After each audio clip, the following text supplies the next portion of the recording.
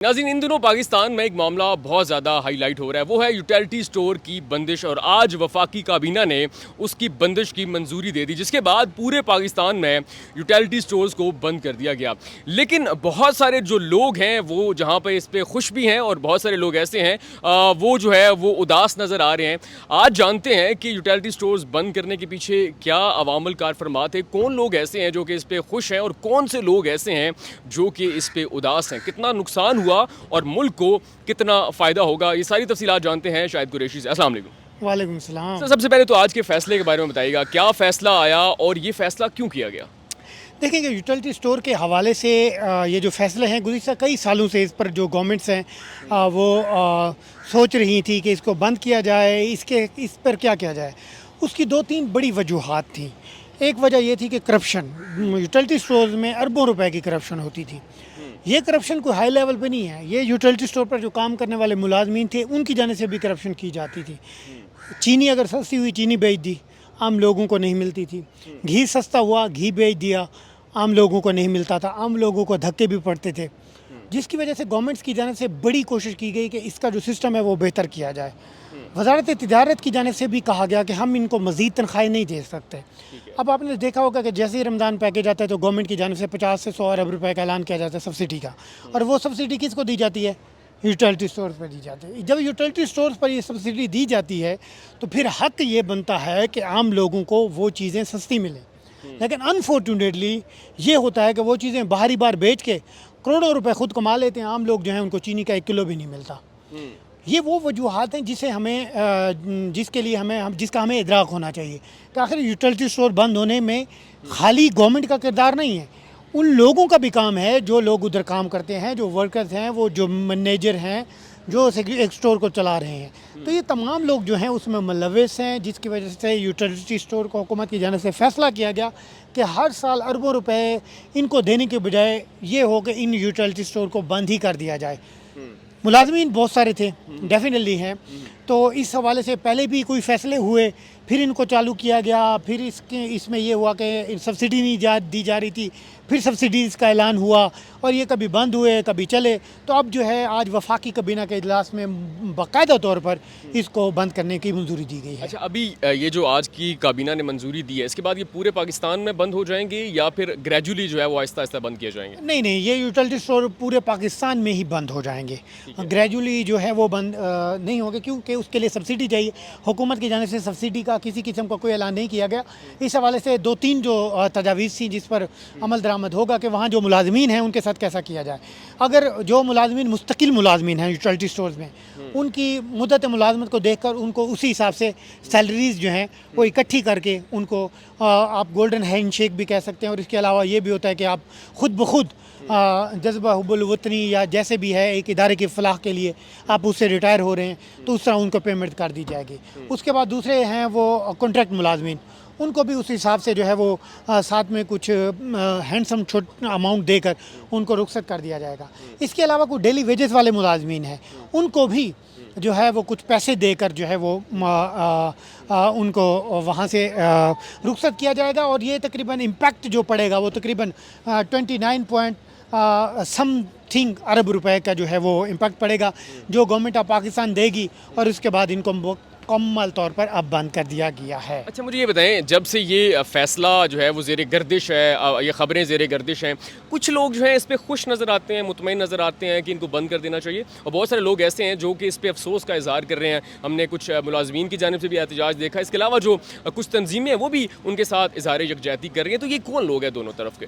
دیکھیں، جن کی ملازمت جاتی ہے ڈیفینیٹلی ان کو نقصان تو ہوتا ہے، ان کو تو ڈیفینیٹلی یہ ہوگا، ہمارے بچے ہیں۔ ایک طرف پہلے ہی پاکستان میں بیروزگاری تو ہے، پوری دنیا میں ایک بیروزگاری بڑا مسئلہ ہے۔ اب جب ان لوگوں کو نکالیں گے تو انہوں نے احتجاج تو کرنا ہے، لیکن ان کو جب یہ ہینڈسم اماؤنٹ دی جائے گی، میں نہیں سمجھتا کہ اس میں کوئی وہ ہونا چاہیے۔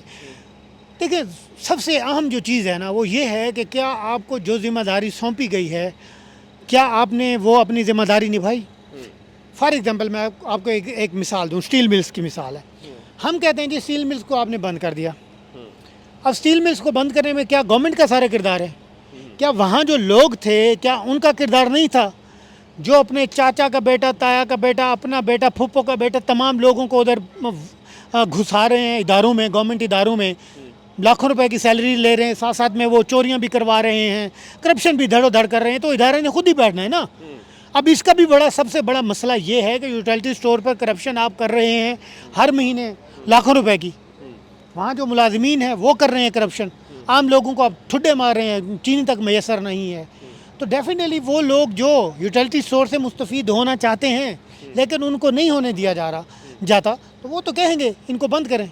ये क्यों ऐसे खुला हुआ है खाम खा जी, हम हर साल जी 50 अरब 100 अरब रुपए की सब्सिडी दें, साथ में सैलरीज दें, हैंडसम सैलरीज दें, और उसका फ़ायदा क्या हो, हमें कुछ भी फ़ायदा ना हो।